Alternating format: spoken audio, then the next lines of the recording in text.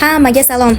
Sochi to'kilayotganlar, sochi yaxshi chiqmayotganlar, sinib ketayotganlar, yaqinroq kelinglar. Mana shu sprey ishlatib ko'ringlar. Morphoski juda ham zo'r, tavsiya qilaman. Mana men уже 3 haftadan beri sochimga sepaman ildizlariga. Ozgina ketadi. Именно bu maslinoy, kremobrazniy emas. Buni sepib qo'yib, yarim soat sochingizda turish kerak. Ildizlarni yaxshilab massaj qilib olishinglar kerak. Keyin yuvib olasizlar. Hozir mana shu Morphosni qanaqa qilib ishlatasiz deb so'ramasliginglar uchun sirrazu shpargalka qilaman. Sochingizga sepasizlar. Men уже sepganman. Massajni движениялар qilasizlar. Hamma joyga sepib chiqasizlar. Keyin yarim soat, 1 soat turadi. Qancha ko'p tursa bo'ladi.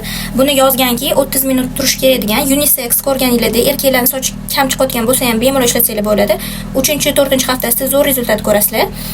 Undan tashqari sochi ildizini, o'z tolasini qalinlashtiradi.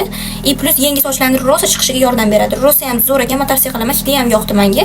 Undan tashqari buni kim sochini bo'yayotgan, uyda bo'yaydiganlar yoki ko'chada bo'yaydiganlar, soch kraskasiga ham ozgina sepib qo'ysanglar, o'sha bilan bo'yasanglar ham juda ham zo'r ta'siri bor. Keyingi obzorlarda ko'rishguncha.